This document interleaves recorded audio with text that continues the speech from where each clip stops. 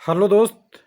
उन कैंडिडेटों के लिए एक बुरी इंडिकेशन या कह सकते हैं सपनों में भी नहीं सोचा था वैसा इन्फॉर्मेशन जो ग्रुप डी के प्रिपरेशन में काफ़ी टाइम से पहले लगे हुए हैं। और रेलवे ने बोला था कि आपका एग्जामिनेशन मार्च के लास्ट में हो सकता है, लेकिन मार्च का तो लास्ट हुआ नहीं, अप्रैल में लोगों को उम्मीद था और मेरा भी एक्सपेक्टेड था कि मई के फर्स्ट वीक में शुरू हो जाएगा।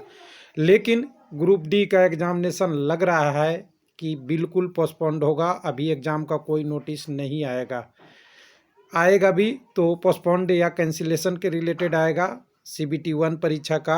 और बचे हुए एनटीपीसी एग्ज़ाम का क्या होगा इस वीडियो में डिस्कस करेंगे। जो 4 से 5 लाख कैंडिडेट जेन्युइन वाले जिनका अभी रोल नंबर ही नहीं आया है, और कुछ ऐसे भी कैंडिडेट हैं जिन्होंने अपना रिप्रेजेंटेटिव डाल रखा है, वो भी वेट कर रहे हैं कि मेरा क्या होगा, कोई नोटिस मेरे लिए स्पेशल आएगा या नहीं आएगा। यानी रेलवे की एग्ज़ामों के बारे में क्या कह सकते हैं।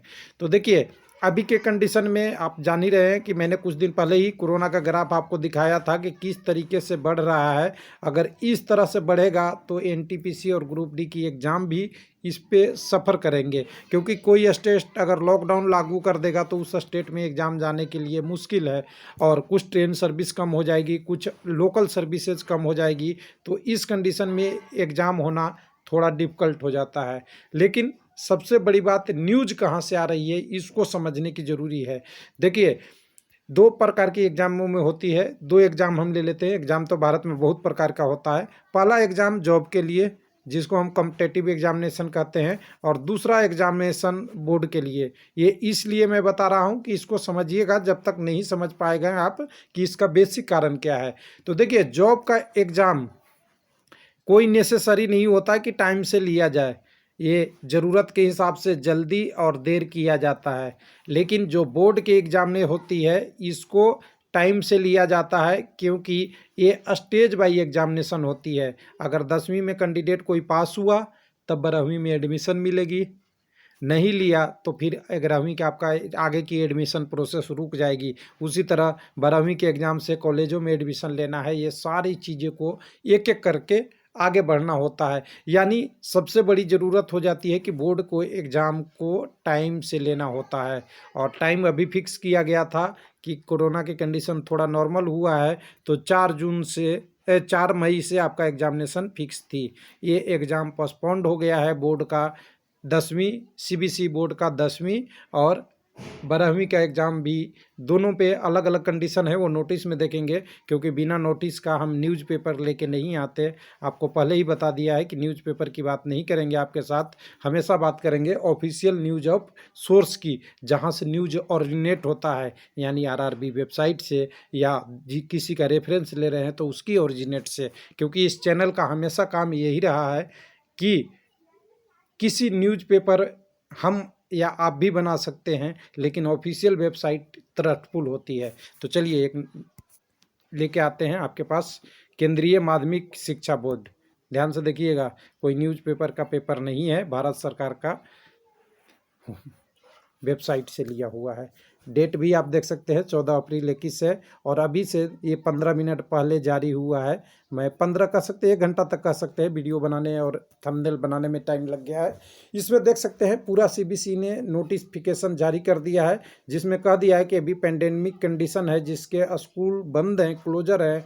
आल्सो बहुत सारी कंडीशन हमारे सर्विस के लिए वेल मैनेज नहीं हो रहा है, तो स्टूडेंट की डिफ़िकल्टी वगैरह हो सकती है। मैं इसका रूपांतर नहीं कर रहा हूँ, लेकिन मैं बता रहा हूँ कि यहाँ पे 2 अलग अलग कंडीशन दिया गया है।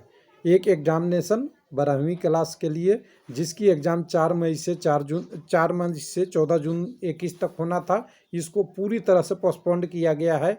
और इसको रिव्यू कब किया जाएगा? 1 जून 2021 को रिव्यू किया जाएगा। 1 जून 2021 को इस एग्ज़ाम को रिव्यू किया जाएगा, कंडीशन को रिव्यू किया जाएगा। अगर कंडीशन रहा तो आगे के लिए आपको एग्ज़ाम से 15 दिन पहले बताया जाएगा कि एग्जामिनेशन होगी।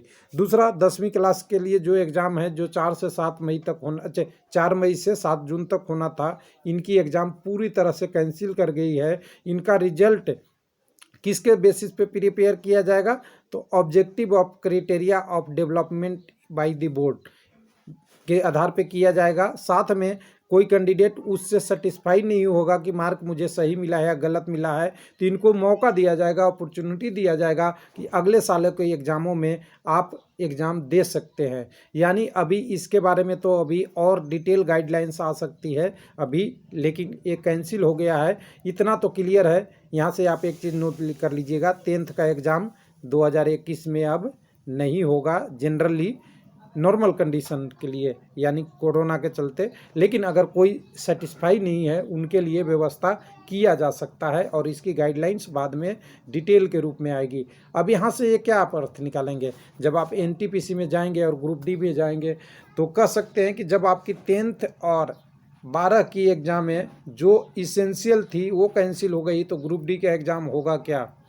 तो मुझे नहीं लगता कि होगा। फिर भी हमें उम्मीद पे कायम रखना चाहिए कि ऑफिशियल नोटिफिकेशन कब आता है, लेकिन अभी के कंडीशन में ग्रुप डी एग्ज़ाम पोस्टपोन्ड ही लगता है और ये आपकी जून में ही क्लियर होगी कि आगे का प्रोसेस क्या होगा। यानी एग्ज़ाम आपका सीबीटी मई में नहीं होगा, ऐसा 99.999% दिख रही है। बाकी रेलवे है, रेलवे को डिसीजन लेना है, हम इतना बड़ा न बन जाएं कि डिसीजन से ऊपर हो जाए या कहने भी लगे कि रेलवे बोर्ड ऐसा ही करेगा, ऐसा कुछ नहीं है, लेकिन अभी टाइम लग सकता है। तो ये दोनों न्यूज हमारे लिए शॉकिंग है, क्योंकि ग्रुप डी का एग्ज़ाम ऑलरेडी 2019 की वैकेंसी है और 2021 हो चुका है, 2-2.5 साल हो चुके हैं, अभी तक प्रोसेस में बहुत स्लो है।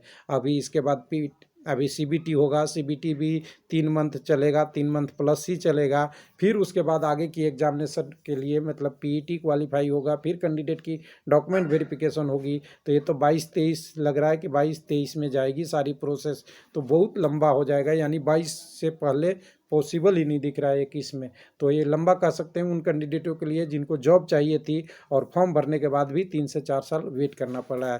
Thank you.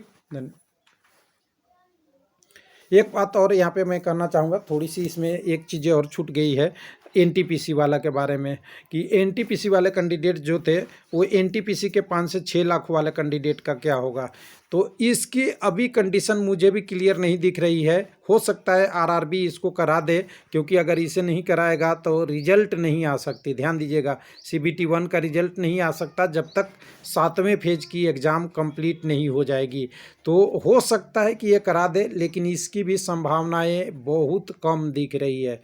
ध्यान दीजिएगा, संभावनाएं 5 से 6 लाख जो कैंडिडेट है, 4 से 5 लाख है प्लस रिप्रेजेंटेटिव वाले हैं, इनकी भी संभावनाएं बहुत कम दिख रही है।